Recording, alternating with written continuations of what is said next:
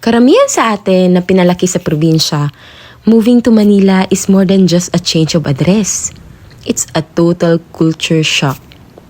Everything here feels heavy and fast. In the province, life has a rhythm. In the city, it feels like time is constantly slipping through your fingers because everyone is always on the move. Kaya naman, living in Manila for half of my life was already a huge transition for a probinsyana like me. Hanggang sa dumating sa punto na naramdaman kong God is calling me to somewhere new, to a place where I could grow even more.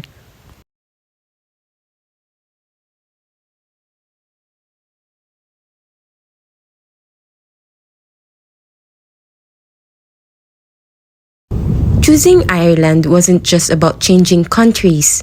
It was about changing everything na nakasanayan. At sa loob ng 5 buwan, na pag na-navigate ko ng napakagandang culture shock na ito, na-realize ko na isn't just a move. Ito ay isang recipe for a new life.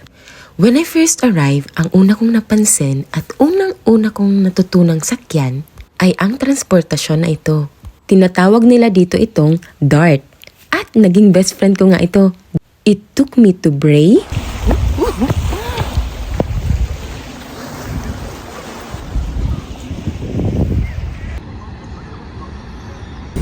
to Blackrock,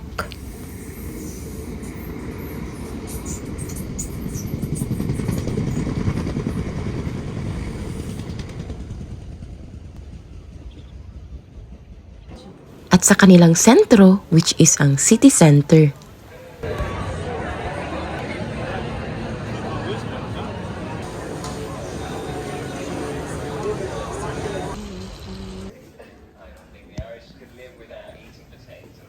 At napadpad nga din ako dito sa Hote, kung saan matatagpuan ang iba't ibang fresh na mga seafoods.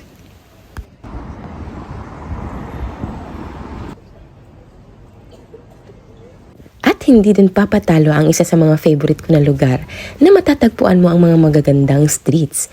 Ito ay ang Dún Laoghaire.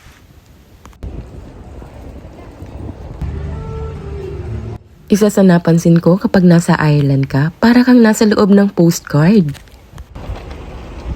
Napadpad din kami dito sakay ng DART sa napakalamig pero refreshing na tubig ng Sea Point.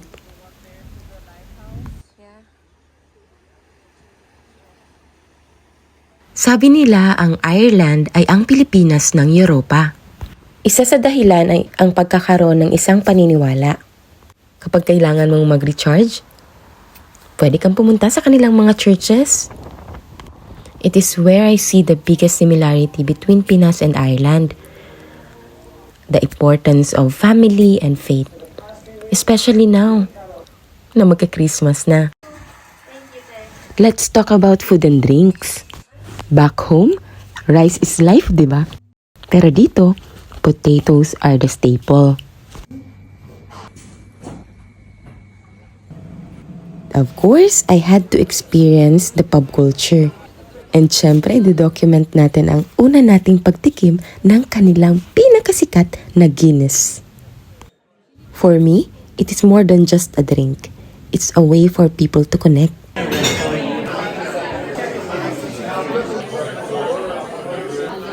Europe in general is known for breads. At isa din sa mga natutunan ko agad dito sa Ireland ay ang paggawa ng brown bread. Irish people love gatherings. Hospitality ba kamo? Tsaa ang sasalubong sa'yo. Kaya bawat okasyon at bawat bahay, o-offeran ka ng tsaa at ng mga nakahaing finger foods.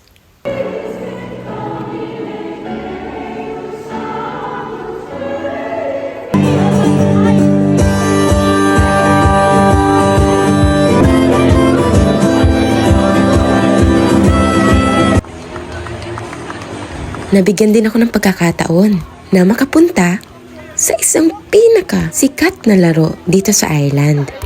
Kasama ang aking kaibigan. I am still learning the rules, but the energy of the Irish fans is just like the passion we have for sports in the Philippines. We are now heading home. Did you enjoy, Josie? Yes. We like the game. Leinster for the win.